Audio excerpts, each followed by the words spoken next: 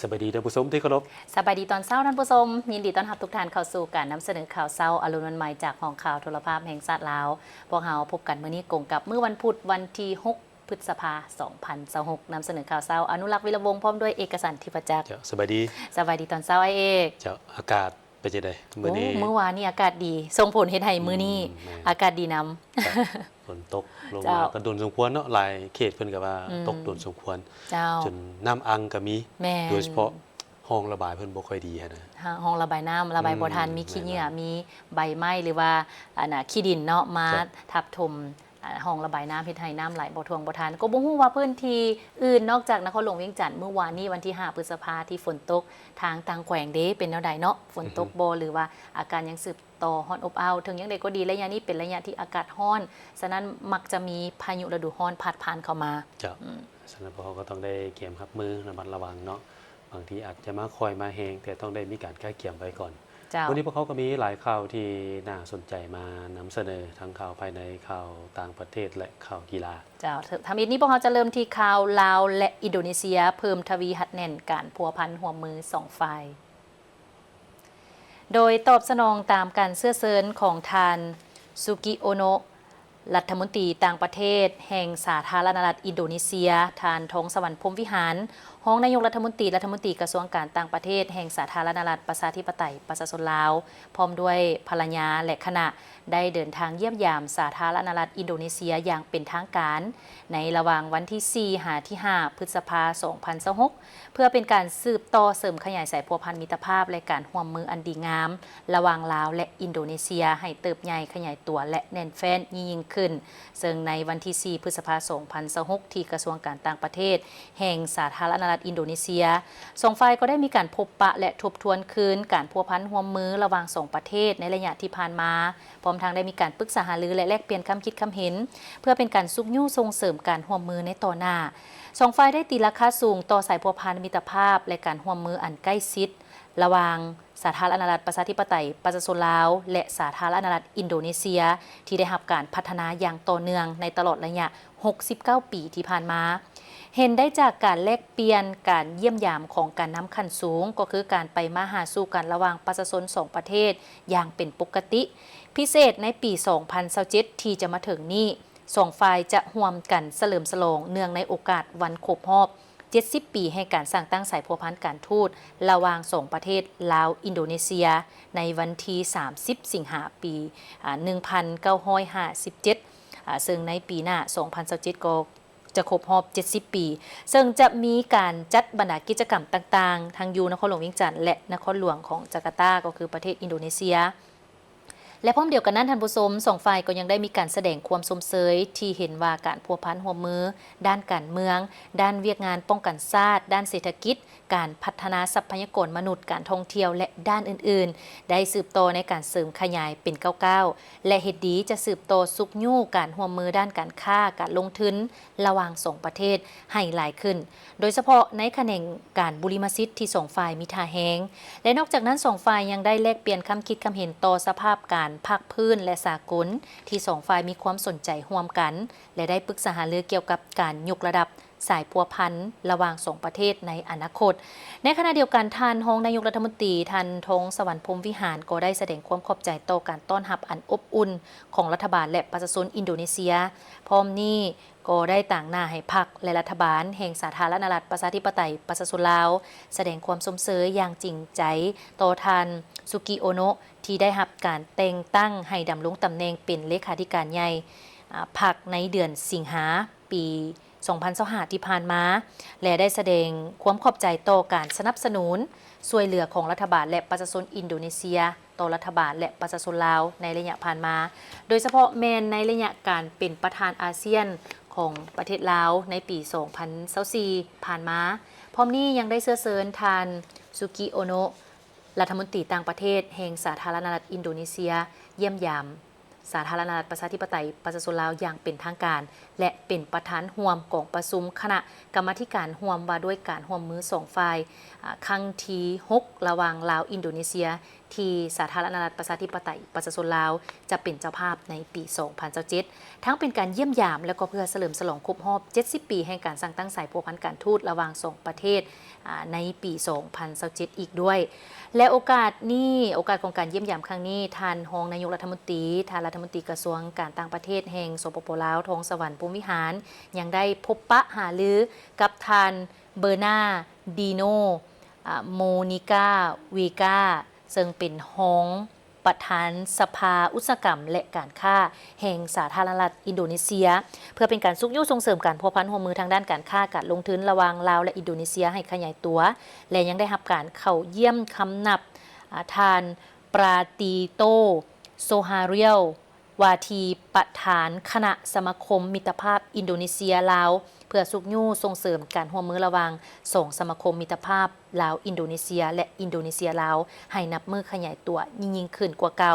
เคียงคู่กับการร่วมมือในภาครัฐบาลที่มีผลสำเร็จและแตกดอกออกผลในปัจจุบันและนอกจากนี้คณะก็ยังได้เยี่ยมยามสำนักงานใหญ่ของบริษัท PT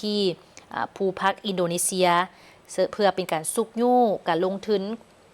บริษัทดังกล่าวอยู่สปป.ลาวและเยี่ยมยามสถานที่ทางด้านวัฒนธรรมของอินโดนีเซียเยี่ยมยามครั้งนี้ได้มีการว่าประสบผลสำเร็จอย่างจบงามและได้รับการต้อนรับอย่างอบอุ่นจากอินโดนีเซียซึ่งส่งแสงให้เห็นถึงสายพัวพันมิตรภาพการร่วมมืออันดีงามระหว่างสองประเทศให้นับเติบใหญ่ขยายตัวตลอดระยะเกือบ70 ปีผ่านมา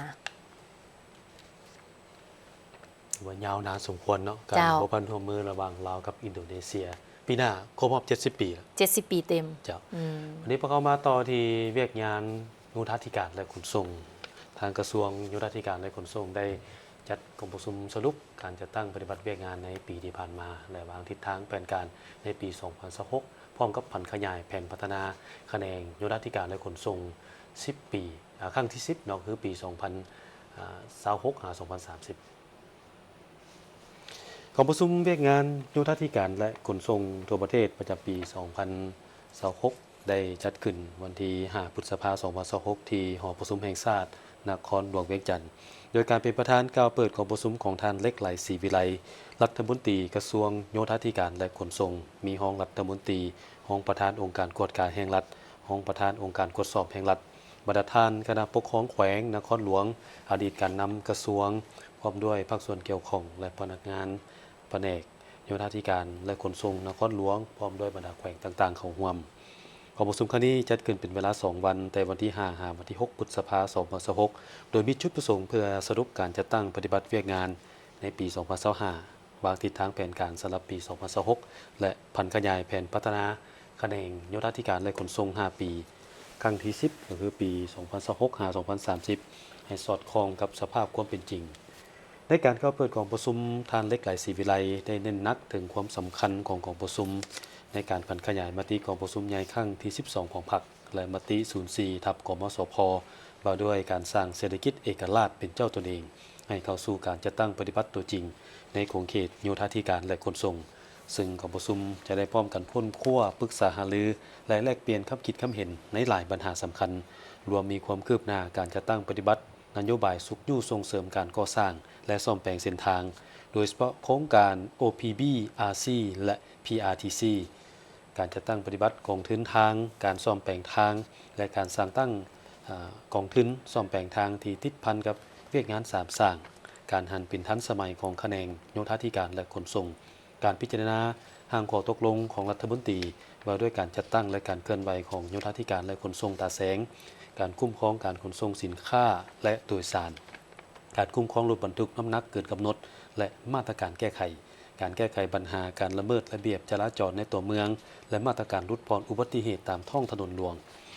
การคุ้มครองการเดินเรือและความปลอดภัยของเรือท่องเที่ยวเรือขนส่งสินค้าและเรือโดยสารการคุ้มครองการดูดหินแห่ทรายเพื่อรับใช้การก่อสร้างโดยบ่ให้มีการฉวยโอกาสขอดการประสานงานกับบรรดาแขนงการที่เกี่ยวข้องต่างๆการสร้างกลไกอำนวยความสะดวกให้แก่ภาครัฐภาคเอกชนและประชาชนในสังคม หันมาใส่รถไฟฟ้าให้ความ 30 ส่วนห้อยของจำนวนพาหนะทั้งหมดในขอบเขตทั่วประเทศฮอดปี 2030 ทางคณะพัวพันธ์ต่างประเทศศูนย์กลางภาคได้จัดพิธีประกาศปรับปรุงการกงจักการจัดตั้งและตำแหน่งบริหารขันหัวหน้ากรมซึ่งได้จัดขึ้นในวันที่ 5 พฤษภาคม 2026คณะพัวพันธ์ต่างประเทศศูนย์กลางภาคได้จัดพิธีประกาศการปรับปรุงกงจักการจัดตั้งและตำแหน่งบริหารขันหัวหน้ากรมโดยการเป็นประธานของสหายบุญเรือพันดานุวงศ์กรรมการศูนย์กลางภาคเลขาคณะภาคหัวหน้าคณะพัวพันธ์ต่างประเทศศูนย์กลางภาคซึ่งก็มีบรรดาสหายคณะนำพร้อมด้วยผู้ต่างหน้าจากกระทรวงการต่างประเทศและพนักงานเข้าร่วมในพิธีสหายต่างหน้ากลุ่มจัดตั้งพนักงานได้ผ่านมติตกลงของคณะเลขาธิการศูนย์กลางภาคฉบับเลขที่51ทับคลสพลงวันที่31 มีนาคม 2026ว่าด้วยการแต่งตั้งสหายบุญญเดชสัญวงศ์หัวหน้าห้องการคณะพัวพันธ์ต่างประเทศศูนย์กลางภาคไปรับหน้าที่ใหม่เป็นหัวหน้ากลุ่มค้นคว้าและพัวพันหลายฝ่ายมติตกลงฉบับเลขที่52ทับคลสพลงวันที่31 มีนาคม 2026ว่าด้วยการแต่งตั้งสหายสิงห์นครสิหาราชเป็นหัวหน้าห้องการคณะพัวพันธ์ต่างประเทศศูนย์กลางภาคมติตกลงฉบับเลขที่53ทับคลสพลงวันที่31 มีนาคม 2026ว่าด้วยการแต่งตั้งสหายวงคำแสนสถิตเป็นหัวหน้ากรมเอรบอเมริกาในพิธีก็ได้มีการผ่านข้อตกลงของหัวหน้าคณะพัวพันธ์ต่างประเทศศูนย์กลางภาคฉบับเลขที่848ทับคตพลงวันที่30 เมษายน 2026ว่าด้วยการแต่งตั้งสหายนางสุขสวรรค์แก้ววิไลวรรณเป็นว่าการหัวหน้ากลุ่มจัดตั้งพนักงานในโอกาสเดียวกันยังได้มีการมอบรับหน้าที่ระหว่างหัวหน้าห้องการคณะพัวพันธ์ต่างประเทศศูนย์กลางภาคผู้เก่าและผู้ใหม่โอกาสนี้สหายบุญเรือพันดานุวงศ์กรรมการศูนย์กลางภาคเลขาคณะภาคหัวหน้าคณะพัวพันธ์ต่างประเทศศูนย์กลางภาคได้แสดงความย่องยอสมเสยและตีราคาสูงต่อบรรดาสหายที่ได้รับการแต่งตั้งซึ่งได้รับความเสื่อมมั่นและไว้วางใจจากขันเทิงก็คือพนักงานภายในทั้งนี้ก็เพื่อเนสาเหตุให้เวียกงานของคณะพัวพันธ์ต่างประเทศศูนย์กลางภาคมีความนักแน่นเข้มแข็งสามารถพันขยายแนวทางของภาครัฐติดพันกับแผนงานโครงการของคณะพัวพันธ์ต่างประเทศศูนย์กลางภาคสมัยที่ 3ให้บรรลุผลสำเร็จตามคาดหมายที่วางไว้บรรดาสหายที่ได้รับการแต่งตั้งต้องได้สืบโตในการยกสูงความรับผิดชอบในการปฏิบัติหน้าที่การเมืองของตนให้สูงขึ้นกว่าเก่าพร้อมทั้งเป็นแบบอย่างปฏิบัติหน้าที่เวียกงานรอบด้านเป็นแกนกลางรักษาความสามัคคีภายในและด้านอื่นๆที่พรรคและรัฐมอบหมายให้มาต่อที่ห้องหมอมิตรภาพได้ดำเนินโครงการก้าวตามห้อยพระบรมศาสดาเพื่อผ่าตัดเปลี่ยนหัวเข่าเสื่อมและข้อสะโพกเทียมให้แก่คนเจ็บผู้ได้โอกาสในประเทศลาวตอนบ่ายวันที่ 4 พฤษภาคม 2026ที่ห้องหมอมิตรภาพได้มีพิธีเปิดโครงการก้าวตามห้อยพระบรมศาสดาเพื่อผ่าตัดเปลี่ยนหัวเข่าเสื่อมและข้อสะโพกเทียมให้แก่คนเจ็บผู้ได้โอกาสในสาธารณรัฐประชาธิปไตยประชาชนลาวอย่างเป็นทางการเข้าร่วมในพิธีมีดร.บุญเสริฐแก้วประสิทธิ์รองรัฐมนตรีกระทรวงสาธารณสุขท่านนางครองคณิตรักเจริญเอกอัครราชทูตไทยประจำลาวศาสตราจารย์ดร.กิรติเจริญสุนวณิชประธานโครงการก้าวตามห้อยพระบรมศาสดามีผู้อำนวยการห้องหมอมิตรภาพพระอาจารย์จากวัดป่าบ้านตาดและวัดป่านาคำน้อยคณะทีมงานแพทย์หมอเซลซันจากประเทศไทยและพนักงานแพทย์หมอจากห้องหมอมิตรภาพเข้าร่วมโครงการก้าวตามห้อยของพระบรมศาสดาจากราชอาณาจักรไทยนี้จะดำเนินการผ่าตัดในระหว่างวันที่ 4 หาวันที่ 7 พฤษภาคม 2026อยู่ห้องหมอมิตรภาพเพื่อช่วยเหลือคนเจ็บที่มีปัญหาหัวเข่าเสื่อมและข้อสะโพกขาดเกินทึนฮ้อนข้อสะโพกที่ขาดเกินทึนฮ้อนให้สามารถกลับมาย่างและใช้ชีวิตได้เป็นปกติอีกครั้ง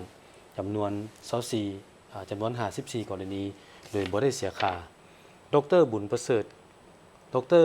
ฐแก้วประสิทธิ์ รองรัฐมนตรีกระทรวงสาธารณสุขได้กล่าวว่าการร่วมมือในครั้งนี้แม้นการช่วยเหลือด้านการปีนปัวทั้งเป็นการหัดแน่นสายพัวพันมิตรภาพและการแลกเปลี่ยนบทเรียนทางด้านเทคนิคการแพทย์ระหว่างเสี่ยวซานไทยและแพทย์หมอลาวให้มีความเข้มแข็งขึ้นเติมตลอดระยะ4 วันของการดำเนินโครงการทีมงานแพทย์หมอจากทั้ง2ประเทศจะได้เฮ็ดเวียกร่วมกันอย่างใกล้ชิดเพื่อเหตุการผ่าตัดให้ได้ตามเป้าหมายโดยนำใช้เทคโนโลยีและอุปกรณ์ทางการแพทย์ที่ได้มาตรฐานสากลเห็นให้คนเจ็บมีความปลอดภัยและฟื้นตัวได้โดยไวจากเวียกงานสาธารณสุขมาต่อที่เวียกงานการค้าทางแผนกอุตสาหกรรมและการค้านครหลวงเวียงจันทร์ได้เปิดงานวางแสดงและจำหน่ายสินค้า1เมือง1ผลิตภัณฑ์หรือว่าสินค้าโอดอปพร้อมทั้งสินค้าตัวแบบของนครหลวงเวียงจันทร์ซึ่งจัดขึ้นแม่นเป็นครั้งที่12ประจำปี2026อยู่ที่ศูนย์การค้าลาวไอติกนครหลวงเวียงจันทร์พิธีเปิดงานวางแสดงและจำหน่ายสินค้า1เมือง1ผลิตภัณฑ์หรือว่าสินค้าโอดอปและสินค้าตัวแบบของนครหลวงเวียงจันทร์ครั้งที่12ประจำปี2026แมนได้จัดขึ้นในวันที่4พฤษภาคม2026อยู่ที่ศูนย์การค้าลาวไอติกนครหลวงเวียงจันทร์โดยการกล่าวเปิดงานของทานนางวรรณมณีพิมสารหัวหน้าแผนกอุตสาหกรรมและการค้านครหลวงเวียงจันทร์ซึ่งก็มีทานศิริราชธงศิลป์ทองเพ็งประธานคณะกรรมการปกครองนครหลวงเวียงจันทร์พร้อมด้วยบรรดากระนำขันกระทรวงที่ปรึกษาทูตเศรษฐกิจการค้าจากสสเวียดนามสปจีนราชอาณาจักรไทยต่างหน้าจากสภาการค้าและอุตสาหกรรมแห่งชาติลาวบรรดาทานการนำขันนครหลวงเวียงจันทร์ผู้ประกอบการและแขกถึกเสริญเข้าร่วม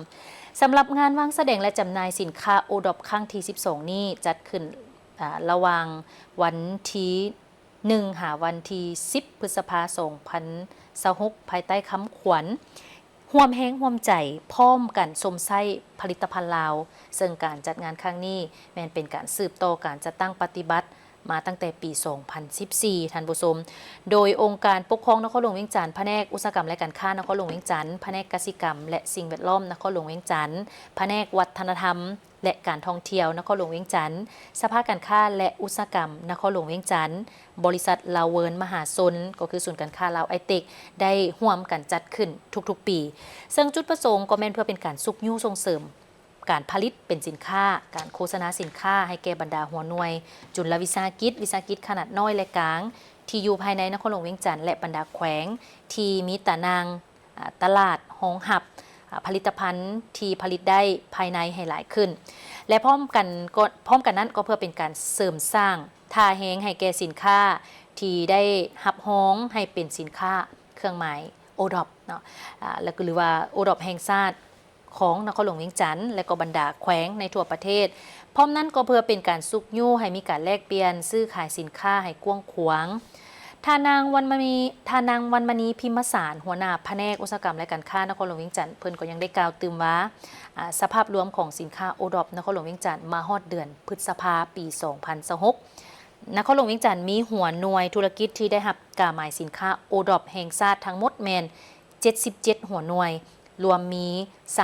319ผลิตภัณฑ์ซึ่งกวมเอา65บ้านในปี2025งานวางแสดงแมนมีมูลค่าสินค้ามาวางขาย12ตื้อกว่ากีบรวมยอดมูลค่าการจำหน่ายสินค้าทั้งหมดแมน2ตื้อกว่ากีบและในปีนี้2026คาดคะเนว่ามูลค่าสินค้ามาวางแสดงภายในงานจำนวน10วันก็คือวันที่1หาวันที่10พฤษภาคม2026แมนจะบรรลุถึง13ตื้อกว่ากีบซึ่งมีหัวหน่วยธุรกิจเข้าร่วมทั้งหมดในงานวางแสดงนี้แมน170หัวหน่วยในนั้นก็แม่นมีสินค้าโอดอปนครหลวงเวียงจันทร์และต่างแขวง70หัวหน่วยสินค้ากสิกรรมประเภทเบี้ยไม้จำนวน20หัวหน่วยและก็มี9แขวงเข้าร่วมก็คือหลวงพระบางเวียงจันทร์หัวพันอุดมไซบริคำไซสวรรณเขตจำปาสักเสียงขวางสยามบุรีพิเศษยังมีเอิ้นว่าบูธพาวิเลียมเพื่อเป็นการวางแสดงสินค้าทาแฮงสินค้าอุตสาหกรรมปลูกแต่งรวมไปถึงสินค้าแบบเอิ้นว่าเป็นสินค้าตัวแบบของทางเมืองจันทบุรีซึ่งเป็นห้องวางแสดงที่มีความพ้นเด่นของงานเอากันสั้นผู้ใดที่อยากจะไปเบิ่งว่าบรรยากาศของงานวางแสดงสินค้าก็คือผลิตภัณฑ์สินค้าโอดอปตัวแบบนี้ก็แม่นสามารถไปพบกันได้อยู่ที่ศูนย์การค้าลาวไอเทคมื้อนี้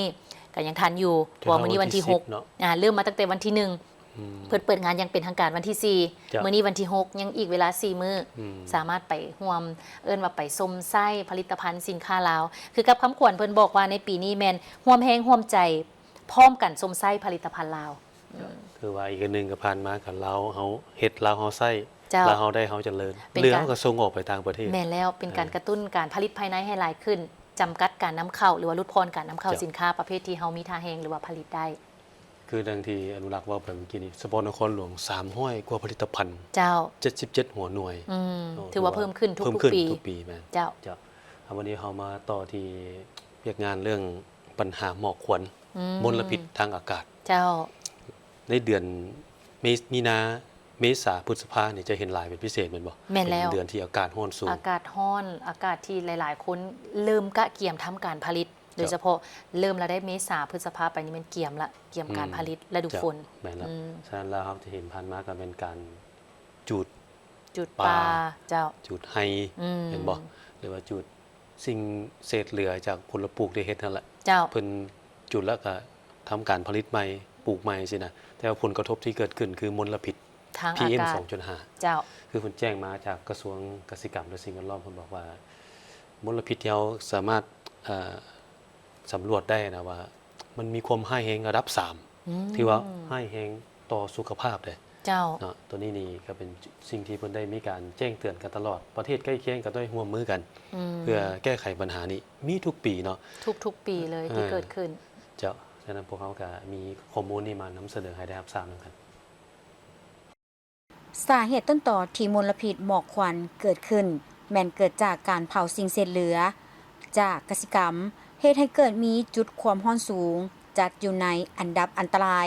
ระดับที่3ระดับรุนแรงสุดต่อกับสภาพดังกล่าวรัฐบาลแห่งสาธารณรัฐประชาธิปไตยประชาชนลาวได้ถือเอาเวียกงานแก้ไขมลพิษหมอกควันเป็นเวียกงานบริมสิทธิ์หนึ่งและได้เอาใจใส่แก้ไขตามการรายงานของกระทรวงเกษตรกรรมและสิ่งแวดล้อมให้รู้ว่าปัญหามลพิษหมอกควันแม่นเกิดขึ้นเป็นประจำทุกๆปีในฤดูแล้งเริ่มแต่เดือนมีนาหาเมษาเฉพาะปี 2026ในของเขตอนุภาคพื้นแม่น้ำคองก็กำลังเผชิญหน้ากับปัญหามลพิษหมอกควันข้ามผ่านชายแดนซึ่งสาเหตุต้นตอแม่นเกิดจากการเผาสิ่งเศษเหลือจากกสิกรรมเฮ็ดให้เกิดมีจุดความร้อนสูงจัดอยู่ในระดับอันตรายระดับ3ระดับรุนแรงสุดส่งผลกระทบต่อการดำรงชีวิตโดยเฉพาะแม่นด้านสุขภาพซึ่งหน่วยงานที่เกี่ยวข้องกำลังจัดตั้งปฏิบัติเพื่อแก้ไขปัญหาในระดับชาติและระดับภาคพื้นสำหรับปี 2026สภาพมลพิษหมอกควัน PM 2.5 เริ่มปรากฏขึ้นในเดือนมีนาและเพิ่มความรุนแรงขึ้นในต้นเดือนเมษาซึ่งเห็นว่าค่าฝุ่น PM 2.5 อยู่บางเขตโดยเฉพาะแขวงหลวงพระบางอุดมไซแขวงเวียงจันทน์สูงกว่ามาตรฐานคุณภาพสิ่งแวดล้อมแห่งชาติถึง 2-5 เท่าจัดอยู่ในระดับมีผลกระทบสูงต่อสุขภาพนับแต่วันที่24เมษายน 2026 ฮอดปัจจุบันค่าฝุ่น PM 2.5 แม่นลดลงหลายและหลายแขวงค่าฝุ่น PM 2.5 อยู่ในเกณฑ์มาตรฐานสาเหตุต้นตอแม่นเกิดจากการจูดเพื่อการเกี่ยมพื้นที่กสิกรรมในฤดูการปลูกฝังของประชาชนที่บ่ได้มีการติดตามกฎกาและควบคุมจึงเกิดมีไฟลามป่าสมทบกับสภาพเงินขายอุตุนิยมบ่เอื้ออำนวยต่อการระบายฝุ่นและมลพิษหมอกควันข้ามผ่านชายแดนต่อกับสภาพการดังกล่าวรัฐบาลได้ถือเอาเวียกงานแก้ไขมลพิษหมอกควันเป็นเวียกงานบริมสิทธิ์หนึ่งและได้เอาใจใส่แก้ไขโดยได้เพิ่มทวีความเข้มงวดในการจัดตั้งปฏิบัติกฎหมายและนิติกรรมต่างๆเป็นต้นกฎหมายว่าด้วยป่าไม้โดยเฉพาะการสกัดกั้นและต้านไฟไหม้ลามป่าการจำกัดทางป่าเฮ็ดให้แบบเลื่อนลอยพร้อมนั้นรัฐบาลยังได้ออกคำสั่งว่าด้วยการเพิ่มทวีความเข้มงวดในการคุ้มครองปกปักรักษาพัฒนาและนำไส้ป่าไม้ที่ดินป่าไม้ต้านและสกัดกั้นการบุกรุกทำลายป่าไม้ที่ดินป่าไม้และไฟไหม้ลามป่าฉบับเลขที่ 11/นย.ลงวันที่ 21 กรกฎาคม 2023นอกนั้นกระทรวงเกษตรกรรมและสิ่งแวดล้อมได้ออกแจ้งการหลายฉบับในการจัดตั้งผันขยายคำสั่งดังกล่าวและองค์การปกครองท้องถิ่นแต่ละแขวงก็ได้ออกแจ้งการเฉพาะในการห้ามจุดป่าอยู่ขอบเขตความรับผิดชอบของท้องถิ่นตนนอกจากนั้นยังได้สมทบกำลังป้องกันชาติ กำลังป้องกันความสงบและองค์การปกครองท้องถิ่นในการสกัดกั้นและดับไฟป่าอยู่ในเขตที่เกิดไฟไหม้ป่าหุนแหงได้มีการติดตามเฝ้าระวังข้อมูลจากดาวเทียมและสถานีวัดแท้คุณภาพอากาศอย่างใกล้ชิดเพื่อรายงานให้สังคมได้รับทราบผ่าน2ทางสื่อทางการประจำวันและได้ออกแจ้งเตือนกรณีพบค่าความเข้มข้นเกินมาตรฐานแถลงข่าวผ่านสื่อโทรภาพวิทยุและ Facebook ลงพื้นที่แจกจ่ายอุปกรณ์จำเป็นหน้ากากอนามัย N95 ให้แก่ประชาชนเพื่อป้องกันฝุ่น PM 2.5 ในเขตที่มีความเสี่ยงถึงแม้ว่าพวกเขาจะมีความพยายามในการแก้ไขปัญหาอย่างจริงจังแต่ก็ยังมีสิ่งท้าทายหลายอย่างเช่นยังขาดอุปกรณ์ที่ทันสมัยเพื่อใช้ในการดับไฟป่าสถานีวัดแท้คุณภาพอากาศภาคพื้นดินยังบ่กวมเอาทั่วทุกแขวงการติดตามจุดความร้อนก็ยังอิงใส่ระบบข้อมูลจากดาวเทียมที่ยังบ่ทันได้มีการยั่งยืนความชัดเจนการสุกยูให้ประชาชนหันเปลี่ยนวิธีการเฮ็ดกสิกรรมแบบดั้งเดิมการจูดพื้นที่กะเกี่ยมการผลิตยังเป็นสิ่งท้าทายและมีความต้องการนำใช้งบประมาณอย่างหลวงหลาย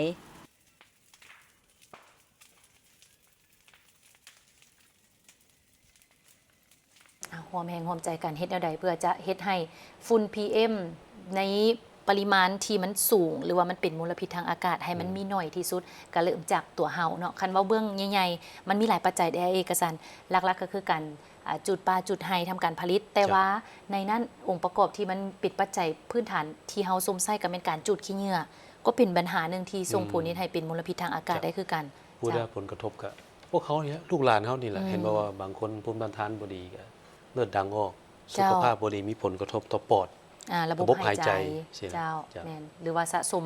เรื่อยๆสะสมหลายๆนี่บางคนที่ภูมิคุ้มกันบ่ดีนี่ก็มีความเสี่ยงหนึ่งในนั้นสาเหตุของการเป็นพยาธิมะเร็งปอดก็มาจากฝุ่น PM 2.5 เช่นเดียวกันฉะนั้นถ้าว่าทานหักอยู่ในบอนที่เสี่ยงเนาะหรือว่าสิไปกิจกรรมกลางแจ้งแบบนี้นี่ต้องมีผ้าปิดปากเฉพาะที่กันฝุ่น PM 2.5 หรือว่ากิจกรรมที่มันมีความเสี่ยงนี่ก็ต้องได้งดก่อนแต่ว่าโชคดีว่า 2-3 มื้อที่ผ่านมานี่ฝนตก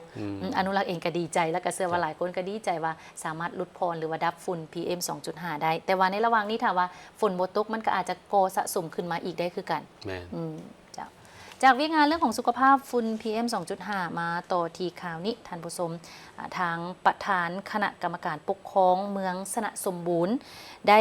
แจ้งการเนาะถึงคณะพักหักฐานตะแสงในบ้านที่อาศัยอยู่ตามขอบเขตแม่น้ำเซโดนอยู่ภายในเมืองสนะสมบูรณ์เรื่องของป่าตายจำนวนหลายในแม่น้ำเซโดนซึ่งยังบ่ฮู้สาเหตุการตายของป่าจึงเฮ็ดให้จึงให้การจัดตั้งเนาะทุกภาคส่วนเอาใจใส่ในการติดตามและก็เฝ้าระวังสภาพการดังกล่าว1แม่นเพิ่นมอบให้ห้องการกสิกรรมและสิ่งแวดล้อมเมืองสนะสมบูรณ์ประสานสมทบกับการจัดตั้งทุกภาคส่วนลงไปติดตามอย่างใกล้ชิดเพื่อบ่ให้เกิดการแพร่ระบาดเป็นวงกว้างเช่นว่าสัตว์ไปหาสัตว์หรือว่าสัตว์ไปหาคนที่อาจจะเกิดขึ้นได้พร้อมทางให้เก็บเมี่ยนทำลายซากป่าที่เน่าป่าที่ตายแล้วเน่าเปื่อยอยู่ตามแคมแม่น้ำเซโดนให้เอาขึ้นมาทำลายทิ่ม2แม่นมอบให้องค์ห้องการสาธารณสุขของเมืองสนะสมบูรณ์ลงติดตามกวดกาเกี่ยวกับพยาธิที่เกิดขึ้น3บ่ให้พ่อแม่ประชาชนอาศัยอยู่ตามแคมน้ำเซโดนโดยเฉพาะแม่นขอบเขตบริเวณที่ป่าตายนั้นเนาะบ่ให้เอาป่ามาบริโภคหรือว่ามากินเด็ดขาด4และแม่นห้ามนำเอาน้ำเซโดนขึ้นมานำใช้ในชีวิตประจำวันครัวเรือนหรือว่านำมาเลี้ยงสัตว์เด็ดขาดจนกว่าสภาพน้ำนั้นจะเป็นปกติดังนั้นจึงได้มีการแจ้งมาเพื่อทราบและก็ให้พร้อมกันในการจัดตั้งปฏิบัติตามแจ้งการฉบับนี้อย่างเข้มงวดเพื่อรับประกันทางด้านสุขภาพเนาะตอนนี้ทางเจ้าหน้าที่ก็เชื่อว่าเพิ่นบ่ได้นิ่งนอนใจก็กำลังประสานสมทบกันว่าจะไปกวดเบิ่งว่าสาเหตุมันเกิดจากอย่างแท้ระหว่างนี้ก็แม่นประชาชนพ่อแม่ประชาชนที่อาศัยอยู่เขตนั้นแม่นให้ระมัดระวังห้ามบริโภคป่าห้ามนำใส่น้ำก่อนพวกเขาก็แจ้งแต่ว่านี่ไปแล้วขอแจ้งตื่มเนาะทั่วถึงนั่นแหละเพิ่นต้องได้เก็บเอาป่าที่ตายขึ้นมาแล้วไปเมียนทำลายเลยไปทำลายจะไปฝังไว้เลยเจ้าเพราะว่าขั้นสัตว์อื่นไปกินนะเขามีความเสี่ยงได้เช่นกันเจ้า วันนี้เรามาต่อที่องค์การสาธารณสุขของเมืองสนามไซแขวงอัตตปือได้มอบรถถีบจำนวน103 คันให้แก่อาสาสมัครสาธารณสุขของบ้านทั้ง 37 บ้านของเมืองเป็นเกียรติมอบโดยท่านผู้สวรรค์บุปผาพันธ์ห้องหัวหน้าแผนกสาธารณสุขแขวงและหับโดยบรรดาอาสาสมัครสาธารณสุขของบ้านทั้ง 37 บ้านโดยมีการแข่งการที่เกี่ยวข้องของแขวงและเมืองเข้าร่วมท่านผู้สวรรค์บุปผาพันธ์ห้องหัวหน้าแผนกสาธารณสุขแขวงอัตตปือได้กล่าวว่าจุดประสงค์ของการมอบรถถีบให้แก่อาสาสมัครของบ้านอยู่เมืองสนามไซในเทื่อนี้เพื่อเป็นการสนับสนุนสุขอยู่ส่งเสริมและสร้างความเข้มแข็งให้แก่ผู้เฮ็ดเวียกงานอยู่ขั้นพื้นฐานโดยเฉพาะอาสาสมัครสาธารณสุขของบ้านในการจัดตั้งปฏิบัติเวียกงานรักษาสุขภาพขั้นต้นขั้นท้องถิ่นและชุมชนกรมอนามัยและส่งเสริมสุขภาพภายใต้การสนับสนุนขององค์การสงเคราะห์แม่และเด็กของสหประชาชาติประจำลาวหรือว่ายูนิเซฟซึ่งบรรดาอาสาสมัครสาธารณสุขของบ้านที่ได้รับรถถีบครั้งนี้แม้นได้ผ่านการฝึกอบรมเกี่ยวกับการลงเยี่ยมครัวเรือนเวียกงานสุขภาพเจริญพันธุ์แม่เด็กเกิดใหม่เด็กน้อยและวัยหนุ่มในชุมชนทางนี้ก็เพื่อเป็นสิ่งจูงใจและนำใส่เขาในการลงเยี่ยมครัวเรือนให้สามารถเข้าถึงประชาชนได้อย่างทั่วถึงในใส่เหตุให้การปฏิบัติเวียกงานให้มีความสะดวกมีประสิทธิภาพและประสิทธิผลโอกาสนี้ท่านห้องหัวหน้าแผนกสาธารณสุขของแขวงยังได้กล่าวแสดงความยอมรับสมเสยมายังองค์การยูนิเซฟประจำลาวที่มีความเป็นห่วงเป็นใยและเห็นความสำคัญต่อเวียกงานสาธารณก็คือเป็นห่วงเป็นใยต่อชีวิตสุขภาพของประชาชนบรรดาเผ่าสาวแขวงอัตตปือซึ่งการช่วยเหลือครั้งนี้ก็เป็นอีกบัตรก้าวหนึ่งที่สำคัญในการสร้างกำลังใจให้แก่การปฏิบัติหน้าที่เวียกงานในเวลาที่อาสาสมัครนำใส่เข้าในการลงเยี่ยมครัวเรือนให้สามารถเข้าถึงประชาชนได้อย่างทั่วถึงและหวังอย่างยิ่งว่าบรรดาอาสาสมัครที่ได้รับรถถีบดังกล่าวจะพร้อมกันเป็นเจ้าการนำใส่ให้ถูกต้องตามจุดประสงค์และให้เกิดประโยชน์สูงสุดก็ถือว่าเป็นการประกอบส่วนสวย yeah. ท่านผสมมาต่อที่ข่าวเกี่ยวกับเวียกงานการศึกษาเติมอีกเป็นการยกระดับหรือว่าเพิ่มทักษะพื้นฐานด้านภาษาอังกฤษเพื่อการสื่อสารให้กับพนักงานรัฐกรอยู่ที่แขวงจำปาสัก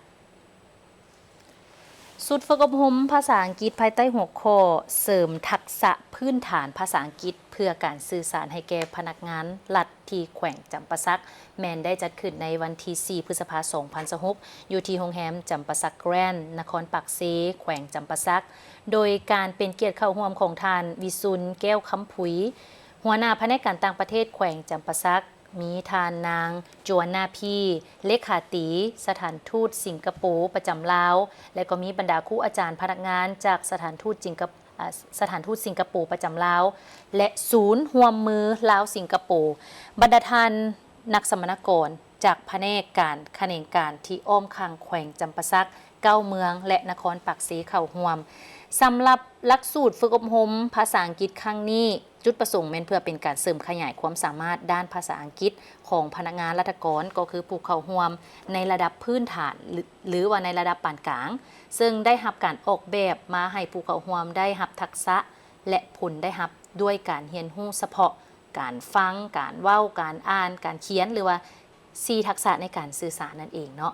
ส่วนและก็พร้อมนี้ก็เพื่อให้เป็นการสอดคล้องกับขอบการอ้างอิงทั่วไปของยุโรปสำหรับภาษาต่างๆในระดับ A1 หรือว่า A1 ซึ่งเป็นเวียกงานใหม่ที่มีความสำคัญในการเคลื่อนไหวติดพันกับการค้นคว้ายัดแยงผลประโยชน์ทางด้านเศรษฐกิจสังคมเพื่อตอบสนองได้ความเรียกร้องต้องการแก่การพัฒนาประเทศชาติในระยะใหม่สุดฝึกอบรมครั้งนี้จะเป็นโอกาสอันดีให้แก่พนักงานรัฐกรแขวงจำปาสักที่ได้เข้าเรียนหลักสูตรได้รับรู้เข้าใจเกี่ยวกับเวียกงานทักษะการเจรจาอย่างลึกซึ้งเพื่อจะได้นำไปสืบโตในการเป็นเจ้าการร่วมกันในการประกอบส่วนและสนองข้อมูลข่าวสารอันสำคัญให้แก่การโฆษณาคนควยและดึงดูดการลงทุนการค่าการลงทุนและการท่องเที่ยวจากต่างประเทศเข้ามาพัฒนาโครงเขตที่มีท่าแห้งของสปป.ลาวก็คือบรรดาแขวงในขอบเขตทั่วประเทศให้นับมือนับหลายขึ้นการฝึกอบรมดังกล่าวจัดโดยสถานทูตสิงคโปร์ประจำลาวร่วมกับแผนกการต่างประเทศแขวงจำปาสักและสุดฝึกอบรมภาษาอังกฤษระยะสั้นแมนมีเวลา15 วันซึ่งภายใต้หัวข้อเสริมทักษะพื้นฐานภาษาอังกฤษเพื่อการสื่อสารแก่พนักงานรัฐแขวงจำปาสัก ภาษาอังกฤษก็ถือว่าเป็นภาษาสื่อกลางของคนทั่วโลกก็ว่าซิ แม่ เนาะ นแล้ว ส่วนใหญ่ใช้ภาษาอังกฤษแต่ภาษาอื่นก็มีหลายคือกัน เจ้าแต่ว่าใช้เป็นวงกว้างว่าซั่นๆในการ ครับ ติดต่อสื่อสารหรือว่าเชื่อมระหว่างประเทศที่มีภาษาของไผของเราแต่ว่าอยากเชื่อมต่อกันนี่ก็แน่นอนภาษาอังกฤษเป็นสื่อกลาง เป็นข้อต่อที่สำคัญเนี่ยพวกเขาได้หัวไม้หัวมือกันหลายขึ้นเลยเนาะ เจ้า วันนี้เขามาต่อที่เวียกงานการรักษาสิ่งแวดล้อมเขาจะเห็นยูสื่อออนไลน์ที่ว่าเป็นกิจกรรมที่หลายคนย่องยอได้เก็บขี้เหงื่อมือละถงนะเนาะเฮือนะวันแบกกระเดนะเนาะซึ่งเด็กตัวนี้นี่ก็เอาไว้มื้อหน้าทีมข่าวพวกเขาจะมานำเสนอตึมแต่ว่าเรื่องอยู่ในโรงเรียนเอกสารก็ทั้งอนุรักษ์ก็น่าจะเคยเนาะว่าคัดแยกขี้เหงื่อตอนสมัยเรียน แมนมี เห็นบ่ จะแยกว่าขี้เหงื่อที่สามารถนำมาใช้คืนได้หรือว่ารีไซเคิลเนาะเพิ่นเอิ้นหรือว่าขี้เหงื่อที่สามารถย่อยสลายได้หรือบางขี้เหงื่อที่เป็นเคมีที่ต้องทำลายเก็บเมียนอันนี้ก็จะเป็นกิจกรรมที่เอิ้นว่าปลูกจิตสำนึกให้กับน้องๆนักเรียนเดี๋ยวนี้หลักสูตรโรงเรียนนี่เพิ่นเอาเข้าตั้งแต่เริ่มแต่อนุบาลเกี่ยมป .1 ไปได้ หลายโรงเรียนมันเฮ็ดคือกัน เจ้า ฮู้จักคัดแยกขี้เหงื่อเนาะเพื่อรักษาสิ่งแวดล้อมกับบ่แม่นมูลใช้ขึ้นมาใหม่หันนะเนาะอยู่ม.ต้นนาหลวงแขวงหลวงเขาบางเพิ่นก็ได้เฮ็ดกิจกรรมเล็กๆน้อยๆบัดนี้อย่างต่อเนื่องเช่นเดียวกันเนาะเพื่อช่วยกันรักษาสิ่งแวดล้อมแล้วก็นำเอาสิ่งเศษเหลือที่ว่าสามารถขายได้ก็ถือว่าเป็น เงินได้ เป็นเงินที่ เจ้า สามารถมานำใช้ในชีวิตประจำวันได้เช่นเดียวกันคือจากข้อมูลทาง Facebook ของโรงเรียนม.ต้นนาหลวงแขวงหลวงเขาบางเพิ่นก็ได้บอกว่าเพื่อสร้างความสามัคคีภายในโรงเรียนเนาะก็คือภายในโรงเรียนนั่นแหละเนาะให้น้องๆนี่มีจิตสำนึกในการรักษาสิ่งแวดล้อมฮู้จักวิธีลดปริมาณขี้เหงื่อและฮู้จักสร้างมูลค่าจากการเปลี่ยนขี้เหงื่อเป็นเงิน หลังจากเลิกเรียนน้องๆอาสาสมัครจากโรงเรียนได้พากันแยกขี้เหงื่อพลาสติกประเภทยางเนาะโดยแยกฝากระตุกน้ำออกเพื่อนำไปขายให้ธนาคารขี้เหงื่อของโรงเรียนกิจกรรมนี้ช่วยให้โรงเรียนมีความสะอาดงามตาและน่าอยู่หลายขึ้นพร้อมทั้งยังเป็นการปลูกจิตสำนึกให้น้องนักเรียนทุกคนให้ฮักและช่วยกันรักษาสิ่งแวดล้อมและยังเป็นการสะสมแต้มสะสมคะแนนและของขวัญของรางวัลจากครูอาจารย์บรรดาน้องนักเรียนก็ให้ความสนใจและร่วมกิจกรรมเป็นอย่างดีโดยเห็นได้จากภาพที่น้องๆหลายคนได้นำเอาขี้เหงื่อมาแยกด้วยบรรยากาศที่ยิ้มแย้มแจ่มใสมันเป็นการปลูกจิตสำนึกคือว่าอะไรเนาะ เจ้า ไปเฮือนก็เฮ็ดคือกันเด้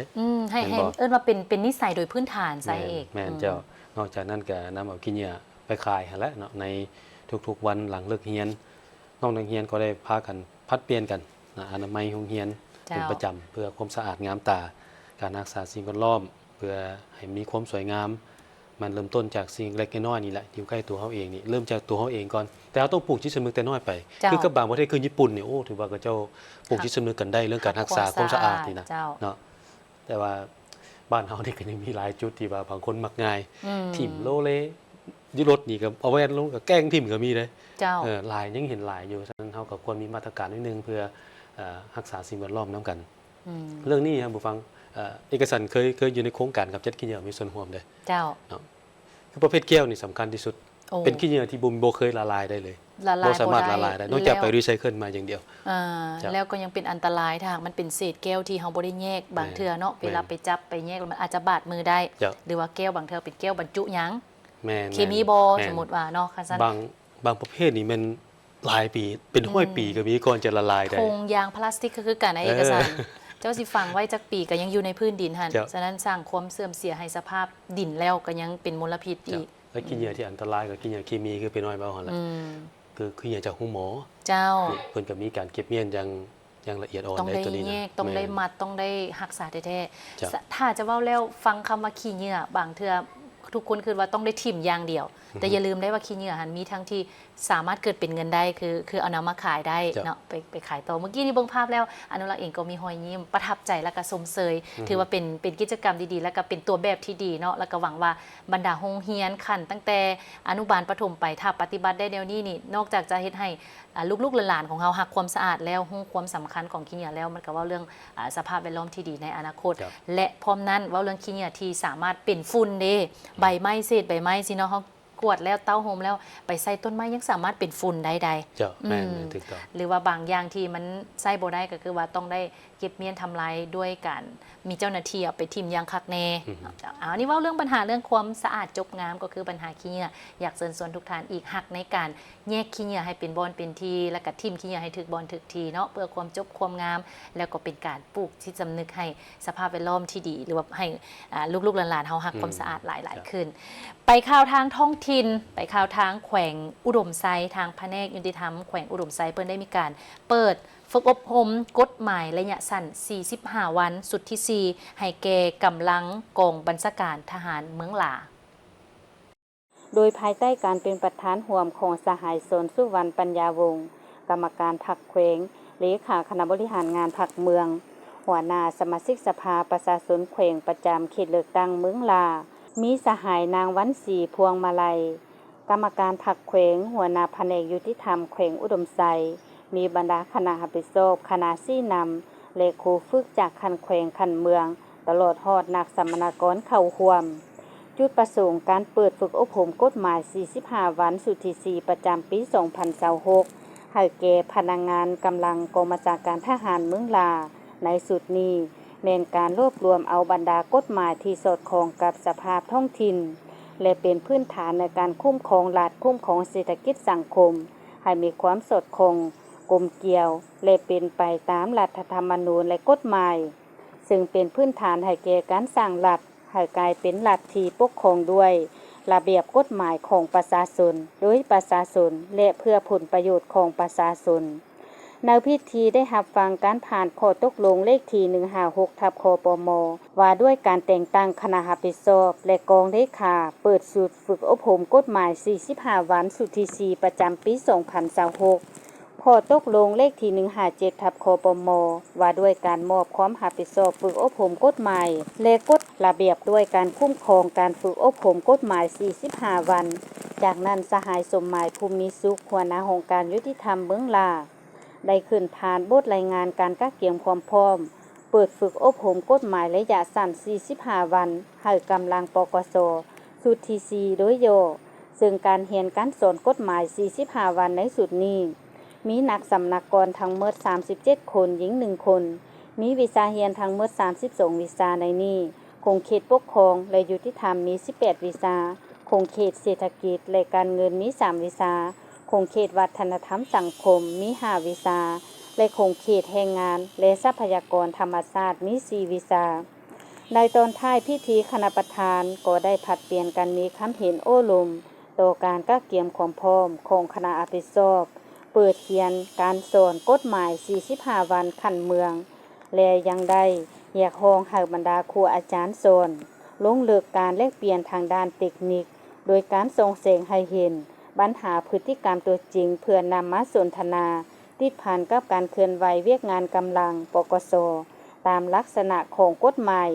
พร้อมทางเน้นนักให้นักสัมมนากรจงพร้อมกันเอาใจใส่ยกสูงความรับผิดชอบในการติดตามคนครัวหำเฮียนนำครูอาจารย์และพร้อมการปฏิบัติกฎระเบียบการเรียนการสอนอย่างเข้มงวดเพื่อเฮ็ดให้การฝึกอบรมในครั้งนี้มีคุณภาพและสำเร็จตามระดับคาดหมายที่วางไว้แผนกศึกษาธิการและกีฬาแขวงไชยสมบูรณ์ได้จัดกองประชุมเปิดกระบวนการแข่งขันย่องยอและพัฒนาประจำปี 2026โดยภายใต้การเป็นประธานของสหายนางเพชรสมัยผูสัญญวงศ์รองประธานคณะกรรมการปกครองแขวงชิดสมบูรณ์มีสหายพุทธลำไพเทียมพศรกรรมการพรรคแขวงหัวหน้าแผนกศึกษาธิการและกีฬาแขวงพร้อมด้วยคณะจัดตั้งแขวงแผนกการออมพางตลอดหอดภาคส่วนที่เกี่ยวข้องเข้าร่วมในกองประชุมสหายลีเปาไสยสางห้องหัวหน้าแผนกศึกษาธิการและกีฬาแขวงได้ขึ้นผ่านข้อตกลงรับรองเนื้อในการแข่งขันย่องยอรักษาและพัฒนาของประธานคณะกรรมการปกครองแขวงและแผนการแข่งขันจากนั้นคณะแผนกหัวหน้าแขนงและพนักงานราชการก็ได้ลงทะเบียนการแข่งขันและจับมือแข่งขันอย่างเป็นทางการกองประชุมยังได้ผ่านมติตกลงของคณะประจำภาคแขวงว่าโดยการบ่งตัวแต่งตั้งคณะหน่วยภาคที่ขึ้นกับคณะภาคหากฐานแผนกศึกษาธิการและกีฬาแขวงคือบ่งตัวแต่งตั้งสหายทองสวัสดิ์วงศ์สว่างเลขาหน่วยภาคแขนงบริหารจัดตั้งและกวดกาเป็นเลขาหน่วยภาคแขนงวิชาการ สหาย4อย่างซาวาห้องเลขาหน่วยพักแขนงบริหารจัดตั้งและกวดกาเป็นเลขาหน่วยพักแขนงบริหารจัดตั้งและกวดกาสหายจือวางทรายซองหรือกรรมการคณะหน่วยพักแขนงบริหารจัดตั้งและกวดกาเป็นห้องเลขาหน่วยพักทั้งเป็นผู้กวดการหน่วยพักแขนงบริหารจัดตั้งและกวดกาสหายอุดมหวาผู้ช่วยเวียกพักเป็นกรรมการคณะหน่วยพักแขนงบริหารจัดตั้งและกวดกาและสหายยางจือเทาหัวหวาเป็นห้องเลขาหน่วยพักทั้งเป็นผู้กวดการหน่วยพักโรงเรียนวิชาชีพและโรงเรียนสามัญชนเผ่าจากนั้นยังได้รับฟังการผ่านมติตกลงของคณะประจำพรรคแขวงว่าด้วยการทำห้องหน่วยพักปลอดใส่เข้มแข็งหนักแน่นของ3หน่วยพักที่ขึ้นกับคณะพัก5ฐานแผนกศึกษาธิการและกีฬาแขวงประจำปี2024 5ปี2025พร้อมนั้นก็ได้มีพิธีมอบรับข้อตกลงและใบยังยืนหน่วยพักปลอดใส่เข้มแข็งหนักแน่นอย่างเป็นทางการท้ายกองประชุมสหายนางเพชรสมัยโพสัญญวงศ์ได้มีคำเห็นต่อกองประชุมสหายได้แสดงความยองยอสมเสยต่อผลงานที่หน่วยพักงานมาได้ในระยะผ่านมาโดยเฉพาะแม่นการรักษามูลเสือหน่วยพักปลอดใส่เข้มแข็งหนักแน่นอย่างต่อเนื่องพร้อมทางได้เน้นหนักให้สมาชิกพรรคพนักงานสืบต่อจัดตั้งปฏิบัติขบวนการแข่งขันยองยอหักษาและพัฒนาให้มีเนื้อในลึกซึ้งและมีผลสำเร็จตัวจริงโดยติดพันกับเวียกงานการศึกษาและกีฬาอย่างแน่นแฟ้นสร้างการหันเปลี่ยนทางด้านคุณภาพด้านการเมืองแนวคิดมีแบบแผนการนำพามีความเป็นเอกภาพทางภายในสามัคคีฮักเพลงช่วยเหลือซึ่งกันและกันเอาใจใส่คนกลัวเสื่อมซึมเวียงงานวิชาเฉพาะและบรรดานิติกรรมต่างๆอย่างต่างนาเพื่อนำมาหมุนใส่เข้าในเวียงงานตัวจริงให้มีประสิทธิภาพสูงการน้ำแขวงหลวงพระบางได้ต้อนรับคณะผู้แทนกระทรวงทรัพยากรธรรมชาติและสิ่งแวดล้อมแห่งราชอาณาจักรไทยท่านบุญเรืองมณีวงศ์ประธานสภาประชาชนแขวงพร้อมด้วยคณะได้ให้การต้อนรับการเข้าพบปะของทานสุซาร์ สมกินรัฐมนตรีกระทรวงทรัพยากรธรรมชาติและสิ่งแวดล้อมแห่งราชอาณาจักรไทยพร้อมด้วยคณะในโอกาสได้เดินทางมาเยี่ยมยามและเฮ็ดเวียกอยู่สาธารณรัฐประชาธิปไตยประชาชนลาวโอกาสนี้ท่านบุญเรืองมณีวงศ์ได้แสดงความต้อนรับอันอบอุ่นพร้อมทั้งยกให้เห็นประวัติของแขวงนพบางเมืองมรดกโลกรวมทั้งการพัฒนาเศรษฐกิจและโครงสร้างพื้นฐานเป็นต้นการคุ้มครองมรดกโลกให้ยืนยงและบรรดาแหล่งท่องเที่ยวภายในแขวง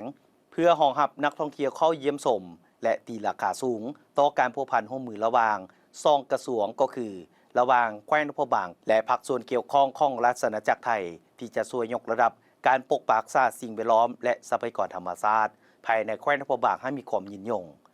จากนั้นทานสุซาร์ สมกินก็ได้แสดงความขอบใจต่อการต้อนรับอันอบอุ่นและได้ปรึกษาหรือแลกเปลี่ยนคำเห็นเกี่ยวกับการร่วมมือด้านการคุ้มครองคุณภาพอากาศและการแก้ไขปัญหามลพิษหมอกควันข้ามผ่านสายแดนภายใต้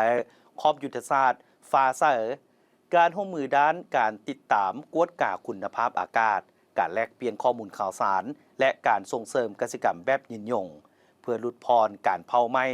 ในเนื้อที่ทำการผลิตของประชาชนที่กระทรวงเกษตรกรรมและสิ่งแวดล้อมของลาวและกระทรวงทรัพยากรธรรมชาติและสิ่งแวดล้อมของไทยได้จัดกองประชุมร่วมกันที่นครวิจันทร์ในวันผ่านมาซึ่งการร่วมมือในครั้งนี้เน้นให้เห็นถึงบทบาทของกระทรวงทรัพยากรธรรมชาติและสิ่งแวดล้อมของไทยในฐานะเป็นองค์การหลักในการขับเคลื่อนเวียกงานสิ่งแวดล้อมอย่างเป็นระบบพร้อมทางการเชื่อมโยงการร่วมมือกับทุกแขนงการทางในระดับชาติและภาคพื้นเพื่อยกระดับมาตรฐานการคุ้มครองท่านกล่าวเติมว่าหลวงพระบางบ่เพียงแต่เป็นเมืองมรดกโลกของลาวเท่านั้นแต่เป็นมรดกของภาคพื้นอาเซียนและของโลกการอนุรักษ์ความงามนี้ต้องการคุ้มครองสิ่งแวดล้อมที่เข้มแข็งซึ่งการเดินทางมาหลวงพระบางในครั้งนี้เพื่อเสริมสร้างการร่วมมือด้านสิ่งแวดล้อมระหว่างประเทศไทยและลาวแม้นคือกับการแลกเปลี่ยนประสบการณ์ในการคุ้มครองมรดกโลกหลวงพระบางส่วนการนำแขวงคำมวลได้วางกระตาดอกไม้ที่อนุสาวรีย์ประธานไกรสนพรหมวิหารในโอกาสระลึกหวนคืนมูลเสื้อวันกรรมกรสากลครบรอบ140 ปีเนื่องในโอกาสที่แขวงขมวนจัดพิธีระลึกหวนคืนมูลเสื้อวันกรรมกรสากลครบรอบ140 ปี1 พฤษภาคม 1886 หา 1 พฤษภาคม 2026ในเสาร์ของวันที่ 30 เมษายน 2026การนำผักลาดแขวงขมวนภายใต้การนำพาของสหายสมใจพานิจันทร์ห้องเลขาคณะบริหารงานภาคแขวงขมวนพร้อมด้วยคณะ บริหารงานสหพันธ์กรรมบาลแขวงได้เข้าร่วมวางกระตาดอกไม้ต่อหน้ารูปหล่อของท่านประธานไกรสอนพรหมวิหารผู้นำที่แสนเคารพรักของปวงชนลาวทั้งชาติเพื่อแสดงความเคารพรักและรู้บุญคุณอย่างสุดซึ้งประธานแม่นผู้นำสูงสุดของการปฏิวัติลาวที่มีความปีศาจสามารถและมีน้ำใจต่อสู้เด็ดเดี่ยวเหนียวแน่นจะตั้งนำพา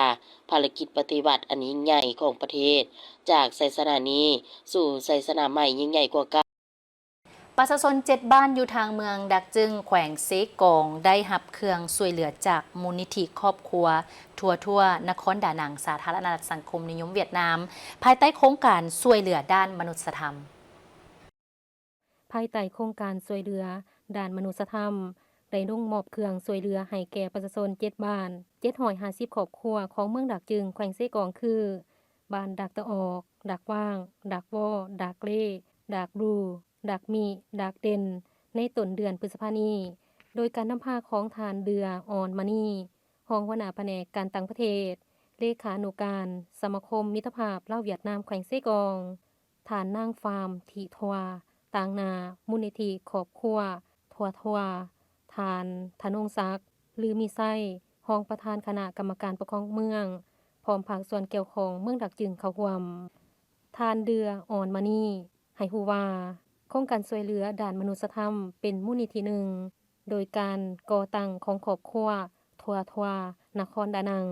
ซึ่งได้ระดมงบประมาณและวัตถุสิ่งของจากหลายภาคส่วนโดยเฉพาะในครั้งนี้ได้เคลื่อนไหวมอบเครื่องช่วยเหลือประเภทเครื่องอุปโภคบริโภคมูลค่า1ตื้อ300ล้านกว่ากีบให้แก่ประชาชนเขตทางไกลศอกหลีของเมืองดักจึงโดยมีจุดประสงค์ประกอบส่วนแก้ไขชีวิตการเป็นอยู่ของประชาชนในจำนวนบ้านที่มีความยุ่งยากในการเข้าถึงครอบครัวทั่วนครดานังก็ได้มีการเคลื่อนไหวเนาะในหลายปีผ่านมาหันที่เมืองกะลึมเนาะถือว่ามีความสำคัญหลายและปีนี้เพิ่นก็ได้กลับมาอีกครั้งมาช่วยเหลือด้านมนุษยธรรมแจกจ่ายเครื่อง